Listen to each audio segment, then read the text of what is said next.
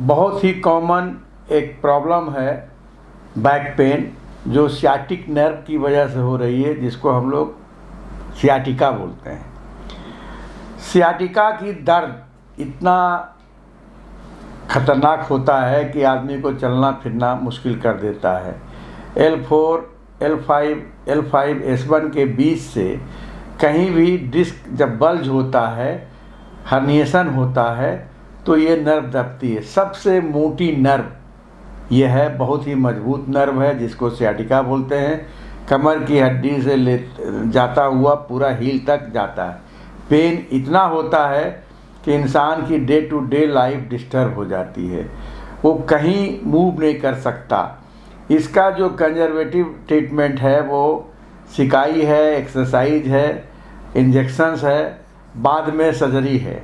लेकिन आज हम इन सब चीज़ों को हटा करके केवल टेराहर्ट्ज डिवाइस से आप सियाटिका नर्व को कैसे सही करेंगे, सियाटिक पेन को कैसे सही करेंगे, इसके बारे में हम डिस्कस करने जा रहे हैं। दोस्तों, सियाटिक नर्व जब दबती है तो कोई भी प्रोफेशन का आदमी हो, जैसे जिसका लॉन्ग सिटिंग है या लॉन्ग स्टैंडिंग है, या अचानक कोई भार उठाया और नर्व दब गई, तो उसको इतना पेन होता है कि मूवमेंट डिस्टर्ब हो जाता है। वैसे कंडीशन में ये डिवाइस बहुत ही उपयोगी है, क्योंकि इसमें टेराहर्ट्ज फ्रीक्वेंसी निकलती है।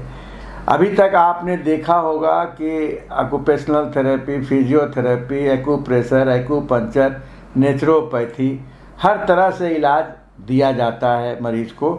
ये बिल्कुल नई टेक्नोलॉजी है, मैं इसलिए इसके बारे में डिस्कस करना चाहता हूँ। अब आइए, जो सियाटिक नर्व जिसका पेन है सियाटिका की वजह से, उसको कैसे आप दूर करेंगे। तो सबसे पहले फर्स्ट ऑफ ऑल इस डिवाइस की थेरेपी देने के पहले उसको 2 गिलास चार्ज वाटर देंगे। उसके बाद फिर इससे थेरेपी देंगे। थेरेपी कहाँ पे देंगे? जो इसका लोकल एरिया है L4, 5, L5S1, यहीं से जो नर्व निकल रही है, सियाटिक नर्व जो निकलती है, जब वहाँ पे दबती है तब ये पेन क्रिएट करता है। पेन क्रिएट होने का मतलब यह है कि ट्यूमर भी हो सकता है उस लीजन में, या हर्निएशन हो सकता है, ये बल्जिंग हो सकता है, या कोई अचानक इंजरी हुई हो उसकी वजह से भी हो सकता है। किसी भी वजह से नहीं हाउ सियाटिक नर्व दब रही है, जो सबसे शरीर की लंबी नर्व होती है, ये पैरों तक जाती है कमर से। उसका इलाज के लिए ये रामबाण साबित हो रहा है।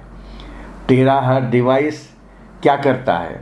टेराहर्ट्ज डिवाइस से जब आप थेरेपी देते हैं, कुछ मेरिडियन पॉइंट पे देते हैं, जैसे हथेलियों पे और पैर के सोल पे। उसके बाद आप जो है स्पाइन पे देते हैं। तो स्पाइन में बोन मैरो होता है, बोन मैरो को जब हीट करता है तो आपका वो स्टेम सेल स्टिमुलेट होता है। जब स्टेम सेल स्टिमुलेट होता है तो जो वहाँ पे हर्निएशन है या बल्जिंग है या कंप्रेशन है, वो क्या करता है, बैड सेल को वहाँ से एलिमिनेट करना शुरू करता है और गुड सेल को वहाँ पे भेजता है, जिससे क्या धीरे धीरे धीरे धीरे जो डिस्क है जिसमें बल्जिंग हुई है, नेचुरल वे में वो एब्जॉर्ब होने लगता है। डिस्क का काम क्या है? एक तरह से शॉक एब्जॉर्बर, मतलब वो दबता है, फैलता है। तो वहाँ से जो नर्व निकल रही है ना, वो सियाटिक नर्व, वो जब किसी भी वजह से कंप्रेशन जब उस पर आता है तो सियाटिका हम उसको बोलते हैं। तो इसके थेरेपी से वो धीरे धीरे धीरे धीरे रिकवर होने लगता है, क्योंकि इसमें जो टेराहर्ट्ज थेरेपी है वो स्केलर एनर्जी जो एटमॉस्फेयर में भी है, हमारे सनलाइट से भी मिलती है, लेकिन लोगों को समझ नहीं है कि वहाँ जाके धूप में बैठें 5-6 घंटा और इलाज लें। इस मशीन से 10-15 मिनट के थेरेपी से उनको जितनी टेराहर्ट्ज चाहिए बॉडी को उतना मिल जाता है। पूरा मतलब सेल रिचार्ज हो जाता है। एक तरह से हमारे बॉडी का जो सेल है बैटरी की तरह होता है। जब उसको हम स्पाइन को सेकते हैं, मतलब इसकी फ्रीक्वेंसी से हीट और फ्रीक्वेंसी दोनों निकलती है। जब स्पाइन को आप करते हैं सिकाई, तो उस फ्रीक्वेंसी से सारा सर्कुलेशन प्रॉपर होने लगता है, नर्व जो कंप्रेस हो रही है, जब हीलिंग वहाँ पे होती है, अच्छे सेल वहाँ पे जाते हैं, बैड सेल जब दूर होते हैं, निकल जाते हैं, एलिमिनेट हो जाते हैं, तो आपका गुड सेल जो है अच्छी तरह से वर्क करने लगता है और धीरे धीरे धीरे धीरे वो अपनी जगह पे आ जाता है।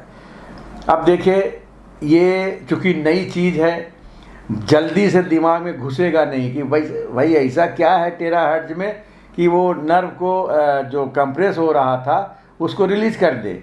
देखिए, ये सपोर्ट कर रही है। अगर आप ऑक्यूपेशनल थेरेपिस्ट या फिजियोथेरेपिस्ट के गाइडेंस में एक्सरसाइज करते हैं, एक्टिविटीज उनसे समझते हैं कि हमारा प्रॉपर सिटिंग पोजीशन क्या होना चाहिए, प्रॉपर स्टैंडिंग पोजीशन क्या होना चाहिए, तो जब उनसे गाइडेंस लेंगे कि आपका मान लीजिए ऑफिशियल वर्क है तो उसमें किस तरह से कितनी हाइट पे बैठे, आपका मेज़ की हाइट क्या हो, आपका लैपटॉप का क्या हाइट हो, क्या डिस्टेंस हो, ये सारे ऑक्यूपेशनल थेरेपिस्ट बोलते हैं।